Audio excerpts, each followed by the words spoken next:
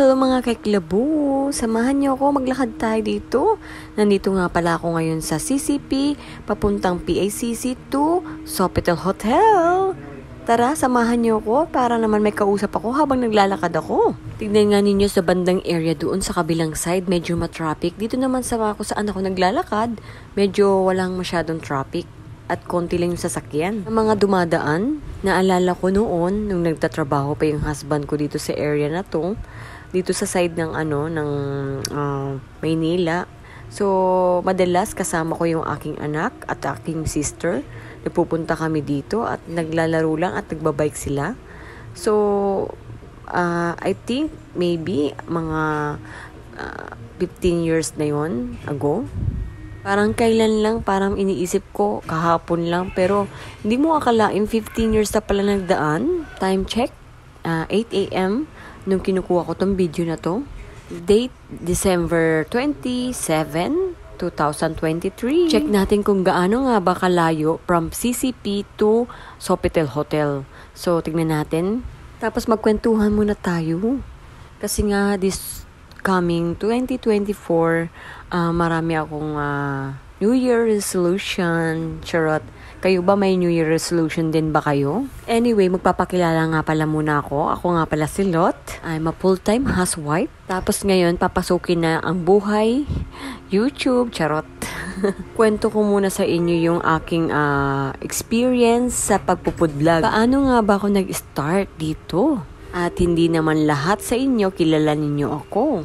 Paano nga ba ako nagka-interest mag-food vlog at saka at the same time mag-video ng mga pinupod content ko. January 10, 2023 nung nag-start ako, pero actually hindi naman talaga totally seryoso. Noong una, lang to, parang wala lang, parang gumawa lang kami ng parang video. Tapos, naisipan nga namin tong i-upload sa Facebook. Noong una, natatawa ako kasi syempre, di ba, pag bago ka pa lang o nag-uumpisa ka pa lang sa ginagawa mo, mali-mali ba? Puro mali, ganun. Actually, yung plano na yun, magluluto lang ako ng ginataang munggo. So, niready namin yung mga ingredients ng ginataang munggo. Nakakatawa nga kasi yung nag-ready kami ng ingredients ng ginataang munggo. Actually, okay naman, perfect naman. Kaso, natawa kami, parang nilagyan-lagyan pa namin ng pandan leaves. Hindi naman talaga kasali yun dun sa may video. Hanggang sa nasama na lang din dun sa may content. Natatawa kami kasi, di ba parang seryoso na nauwi sa seryoso. Hindi seryoso pero nauwi sa seryosohan. Hanggang sa dumating yung point na mahilig na kami magluto. Kumbaga parang nagustuhan na namin yung ginawa namin na mag-video-video. Tapos nga, unti-unti nag-upload na nga kami doon sa may aking Facebook. Tapos, naalala ko pa nga noon kasi nga ang unang content namin yung ginataang munggo. Hanggang nasundan pa nga ito ng karaoke. Doon sa karaoke, nakakatawa kasi nga nung gumagawa kami ng video, parang noong time kasi noon, parang, di ba parang kailangan specific yung sasabihin mo, kailangan tama yung ginagawa mo kasi gagayahin ka nga ng mga followers mo o yung mga viewers mo, di ba? So, every details kailangan mo ilagay dun sa iyong food content at yung sinasabi mo dapat tama, di ba? Para naman pag ginaya nila, hindi ka naman nila sisisihin, ay, ginaya ko yung video niya tapos mali yung pagkagawa ko. Ang pangit naman ng ending na yun, di ba? Tapos pag-upload namin, na-surprise kami kasi ang taas ng view. Yung viewers, parang umabot yata, I think, parang nasa 1,000 kaagad. Isang oras lang yun, ha. Hanggang sa nasundan pa, marami pa, nag-add pa kami ng mga sapin-sapin, at saka nung pichi-pichi, mga puto, tapos yung maha. So, yun na nga, nag-umpisa na nga kami doon. Tapos, yung mga friends ko, nagtatawanan sila. Kasi nga, bakit nga daw Eklabo Emlot yung nilagay ko doon sa may name ng aking account. Yung ginagawa kasi naming pangalan doon sa may aking account, doon sa may Facebook. Actually, talaga puro kalokohan lang. Puro joke-joke lang talaga yun. Kaya nauwi nga talaga sa Eklabo lang. Kumbaga, parang hindi talaga seryoso. Sabi ko kasi, pagka gumawa ako ng sarili kong account, hindi ko gagamitin yung totoo kong name. Para naman hindi nakakahiya, di ba? Mamaya mali-mali yung tinuturo ko, tapos mamaya na-expose ka na pala dun sa social media. At the same time, syempre, kilalang kilala kung sino ka. Yung ganun. Paano ko nga pala napili yung Eklabu Emlot? Actually, kasi no may mga friends ako nung college, pagka mayroon kang kaibigan na bading, di ba normally parang, uy, Eklabu, parang mahilig kayong magkwentuhan ng ganun. So hanggang sa dumating sa point na parang natutuwa ka dun sa tinatawag na Eklabu.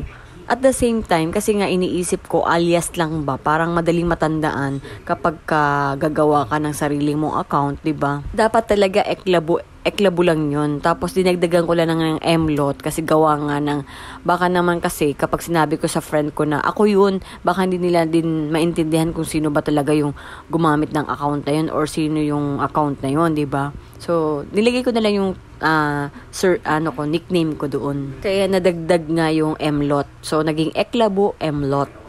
At wala din sa vocabulary ko na mag-i-enjoy ako dito sa ginawa ko o sa ginagawa kong pagpupudlog. Hanggang sa nagpaalam pala ako muna sa aking husband. Sabi ko sa kanya, Pap, gusto ko pumasok sa pagpupudlog sa Facebook. Tapos sabi niya, bakit? Nung una kasi, kala niya kasi gagamitin ko yung totoo kong pangalan. Sabi ko, hindi, gagawa ko ng sarili kong alias para naman hindi natin na-expose yung ating privacy, diba? Tapos sabi nga niya, sige, kung gusto mo, okay lang naman sa kanya. Okay lang naman dun sa husband ko. Kaya nga, nagtuloy-tuloy na ako sa pagbibideo. Tapos sinishare na nga niya doon sa kanyang account. Pero medyo nahihiya pa ako kasi nga, alam niyo sa totoo lang guys, sa sobrang mahihain talaga akong tao. Pero dahil sa paggagawa ko ng food content at food vlog, unting-unti nagkakaroon ako ng konting confidence. Konti pa lang naman. Pero at least at the same time, nagagamit ko yung aking knowledge para ma-share ko yung aking skill sa ibang tao, lalo na especially sa mga housewife na katulad ko. Sa mga na-experience ko, marami nagtanong, ay, ba't kailangan mo pa mag-food vlog? Di ba mahirap yun? Nakaka-stress yun? Pwede naman yung kahit na wag ka na maganyan-ganyan. Noong una kasi nakaramdam ako ng mga haters. Alam mo yung feeling na parang kahit nga yung kamag-anak mo, parang hindi sila believe sa'yo. Yung pinapakita mo yung best mo, pero para sa kanila, hindi pa rin the best. Pero di ko naman sila masisisi. Iba-iba naman yung palanaw ng tao. At hindi naman ako naghahangad na dumami kaagad yung aking followers. Akin lang naman kasi, basta nag-i-enjoy ako sa ginagawa ko, go.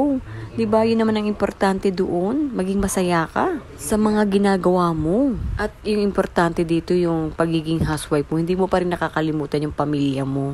Kasi, syempre, yun pa rin naman ang priority, diba? Kumbaga, adds-ons na lang to sa aking buhay. Pagpupud vlog, ganun. Nakakatawa nga diba? Kapag consistent ka pala mag-upload ng mga video mo sa Facebook, mabilis ka ma-monetize. Nung una na-monetize, in 3 months yata na-monetize na ako sa ads on reel. So, kumikita yung aking mga video, pero mga cents pa lang. Sabi ko nga nung una, di bali na hindi naman ako kumita ng malaki dito sa pagpupud vlog ko. Ang importante, nag-i-enjoy lang ako, yun lang talaga yung gusto ko. Masaya ako sa ginagawa ko. Papasalamat ako sa aking pamilya, especially sa side ng aking husband, na sila talaga yung parang nagpo-push, no? Na mag-food vlog ako kasi sila yung nag-support sa akin, especially sa pagbibigay ng phone. Ang dami kong phone kasi nga, di ba, kailangan natin ng storage para sa ating mga video. So, na kailangan kong i-save sila doon. Nagpapasalamat din ako sa aking mga kasama sa bahay na tumutulong sa akin sa pag-aayos ng mga video ko, sa pagpo-food vlog. At sa mga katulad kong housewife na nakaka-relate sa akin, bakit di nyo subukan, di ba? Wala namang mawawala sa atin. Malaking tulong nga to sa atin kasi physically, mentally, emotionally, nagagamit natin. Promise, di ka na mag-aantay sa asawa mong late umuwi. Charot. Joke lang ha. Tapos maiiwasan mo pa makipagmarites doon sa mga kapitbahay mo. Di ba na walang ginagawa, kundi makipagkwentuhan lang. Kaya nga sabi nga nila minsan, di ba, pag housewife lang, wala daw ginagawa, kundi nasa bahay lang. Pero sa akin, mali yun. Hindi yun tama. Yung housewife, ang laki kayang responsibility niya sa bahay. Kung wala yung mga nanay na katulad namin, ano na kaya nangyari sa bahay? So, ayun na nga, nakarating na tayo sa Sofitel at tignan nyo naman yung lobby ng Sofitel, ang bonggang-bongga. Alam mo, pag nasa hotel ako, talagang unang pinupuntahan ko itong mga bilihan ng mga pastry. Kasi nga, di ba, mahilig ako sa mga ganito. Tignan nyo naman, ang gaganda ng mga bread nila dito, di ba? Sarap kainin lahat. Yan yung mga favorite ko. Ayan, ako, bibili talaga ako niyan. Promise. Sarap na sarap ako dyan. Ganda ng mga pagka-design nila dito. O, tignan nyo yung mga chocolate yan lahat. Shout out nga pala sa aking classmate na nagtatrabaho dyan. Sous chef. Number 1 na pinakamagaling na gumawa ng mga sweet. Katulad ng mga ganyan. Sila gumagawa niyan. Hindi na nga kami nakapagkita kasi nga gawa nga na busy rin naman siya at busy rin naman ako. Alam mo naman, di ba? Ang sasarap naman ng mga pastry dito. At talagang mapapabili ka talaga dito. Sobrang sarap. Tignan nyo naman yung mga design nila, di ba? Kaakit-akit kainin. Kasarap-sarap ng tignan to at nabubusog na yung aking mata kakatingin. At tignan nyo naman yung mga donut. Wow! Ang cute ng design ng pagka-donut nila, di ba? Ang lalaki, tsaka ang cute nila. Ang sarap nilang kainin. So, ano pang inaantay nyo? Try nyo na rin pumunta dito sa Sofitel at makakabili kayo ng ganyang kasarap na mga pastry. Ano kaya ang pipiliin ko ditong bilihin? Sa tingin ninyo, ano kaya yung bibilihin ko dito? Ang daming choices. Wow, super sarap naman yan. Makabili na nga at makakain na nga nito. Salamat sa panonood. Sa uulitin. Babu. Wow. Ang yummy naman ng mga to. Diba? Super yummy yan. Favorite ko yan. At ayan pa.